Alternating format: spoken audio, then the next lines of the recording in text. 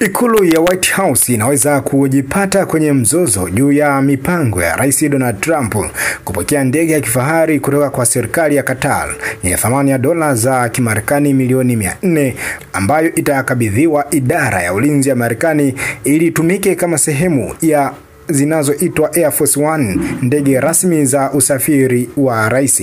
Wapinzani na wafuasi wake wa Rais Trump wote wanaungana kupinga zawadi hiyo. Wafuasi wake wa MAGA, Make America Great Again, wamesema jambo hilo ni kama hongo au ufisadi wa hali ya juu ambao Trump mwenyewe amekuwa akiahidi kutokomeza. Gazeti la New York Post ambalo kwa kawaida hushinikiza ajenda za MAGA liliandikwa taariri, ndege ya Qatar si zawadi ya bure na Trump hapaswi kuikubali kama ilivyo. Naye Mark Levin, mfuasi wa rais kwenye Fox News, alichapisha maoni kwenye mtandao wa kijamii wa X akituhumu Qatar kuwa taifa la kigaidi na kuandika ndege yao na vitu vingine vyote wanavyonunua kutoka katika nchi yetu havitokuwa kinga wanayoitafuta. Lakini usichokijua ni kwamba utawala wa Trump sio wa kwanza nchini Marekani kupokea zawadi za kifahari kutoka kwa viongozi wa nchi za nje. Ni mambo yaliyoanza tangu wakati wa mwanzilishi na rais wa kwanza wa Marekani George Washington aliyehudumu kuanzia mwaka 1789 hadi mwaka 1797. Mfalme Charles wa tatu wa Uhispania alimpa Washington zawadi ya punda wa Kihispania iliyopewa jina la Royal Gift. Washington aliinuia kutumia punda huyo kuzaliana ili kuboresha ufanisi wa kilimo. Marquis de Lafayette, afisa wa kijeshi wa Ufaransa ambaye alihudumu katika jeshi la Marekani wakati wa vita ya mapinduzi, alimpa zawadi ya punda wawili wa kike, Jackie and Janice, ikiwa ni baadhi tu ya zile alizopokea.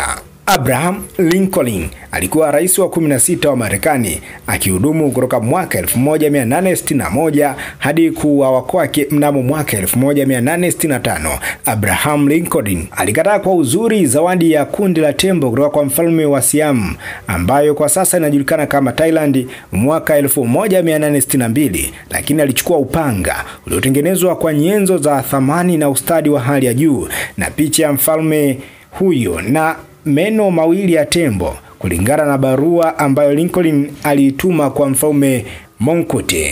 Ronald Reagan alipokea jayathu, tembo wa Asia mwenye umri wa miezi 18 kutoka kwa rais wa Sri Lanka Jayawardeneh mwaka 1984. Waziri Mkuu wa Uingereza Winston Churchill alimkabidhi Franklin D. Roosevelt mchoro wa msikiti wa kuhutubia huko Mekati mnamo mwaka 1943.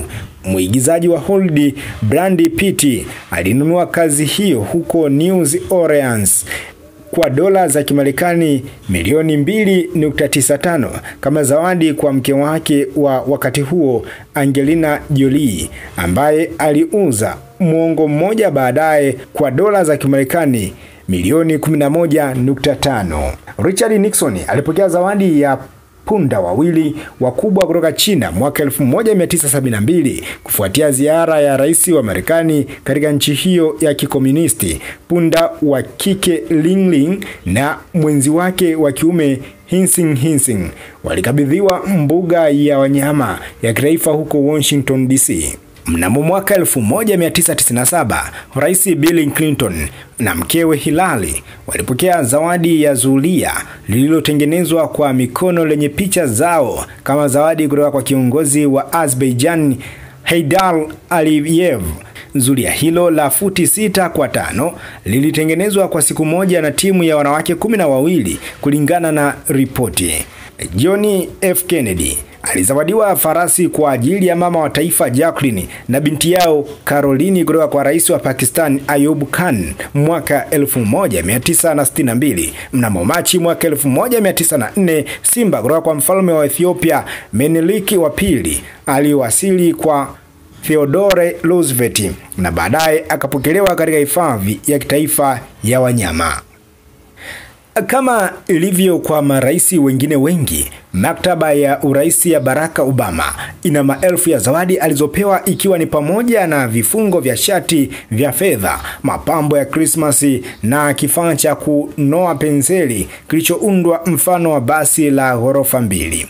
Marehemu mfalme wa Saudia Salam pia aliwapa wanandoa hao jozi ya sanamu za farasi zilizopakwa dhahabu na almasi. Zawadi hizo za kifahari zote zilikabidhiwa hifadhi ya taifa ya Marekani kwa mujibu wa sheria za Marekani.